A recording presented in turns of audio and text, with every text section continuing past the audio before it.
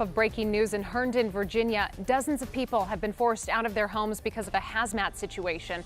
Alexis Wainwright is following this for us in the newsroom. And Alexis, bring us up to speed here. Well, Simone, right now we've got Sky 9 flying over Herndon Station Square. That's where police are serving or served a search warrant on a man, 44-year-old Stephen Timothy Kyle, around 11:30 this morning. Now, he's wanted in Pennsylvania on stalking and harassment charges. Kyle went quietly, but as police searched his home, they found chemical substances. ATF and the Fairfax County Bomb Squad have been called in to help. Hazmat crews are also on scene. If you take a closer look at this video, you can see other agencies that are out there. Now, within the last 30 minutes, we have learned that 20 homes have been evacuated. Also, the Harbor House Senior Center has been evacuated. Now, investigators tell us that they are still out there and they will expect to be out there for the next several hours. We do have a crew that is headed to the scene to give us more details. Police tell us we can expect to get more information around 5 p.m. Now, we do have the Herndon Police Captain Steve Pahonik on the phone right now. Thank you, Captain Steve, for joining us. Can you tell us any more details about what kind of chemical substances we're talking about? I don't have any details right now, and thank you for having us. I don't have any details on what those chemical substances might be, but out of an abundance of caution, obviously, the Fairfax County Bomb Squad, ATF Washington, all thought that it was serious enough that we should evacuate some of the nearby homes just until we can clear this up.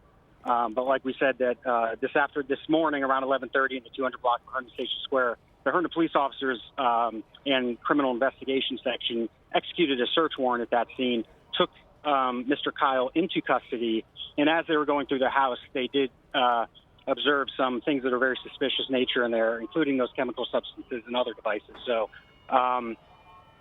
that's where we stand right now. We do want to thank our citizens for being very patient with us, but this is obviously out of the abundance of caution for their safety. This will be an evolving event that is probably going to go on several hours into the night.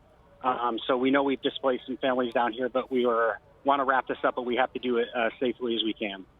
And can you tell us how long you expect for these people to be out of their homes? You said you guys will be on scene for several hours. Yeah, I've heard any estimates for anywhere from 10 hours plus. Obviously, we hope it would be sooner, and we don't want to displace them, but it's really an evolving situation, and we're still kind of in there discovering what we have and how we need to deal with it. And we're looking at this Sky 9 video, and we can see that several streets are blocked off. Any more details on what exact streets and what part of this area that people should avoid? Yeah, so we're asking people to stay away from the W&OD trail. We have a portion of that closed, and that's going to be from the area just past Lynn Street up until Ferndale, or just before Gray Street, rather. And then we have Herndon Station Square and that area around the 873 Gray Street. We're just asking our citizens to steer clear from there so that we can continue to safely go through this house and determine what we have here. And Captain, we also know that the Harbor House Senior Center was evacuated. Any details on how many seniors were in that home and where they're going to be held for these several hours while you guys are on scene? Yeah, so we didn't have to evacuate them from the actual housing area. Both the ATF and the EOD personnel thought that they were safe enough where they were. There is a senior center that is on the end that is closest to the scene, and we just asked them to vacate that area. So they are safely in their homes right now.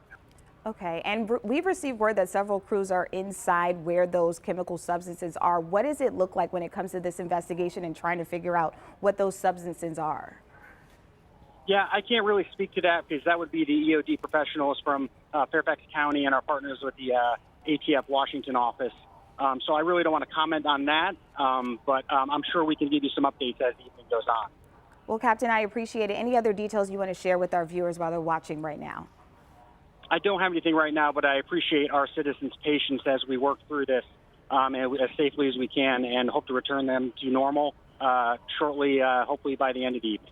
Thank you, Captain. We appreciate it. So, Simone, again, we're still tracking this situation right now. As a precaution, we know 20 homes were evacuated. The senior center also evacuated, or those residents were moved to another area within their housing. Now, right now, they know that investigators are inside of a row home trying to get a closer look at those chemical substances that were found, but we know several street closures are happening. We're asking people to avoid Grace and Herndon Square for this moment. Again, crews say this will be going on for several hours as they try to figure out the latest. Simone?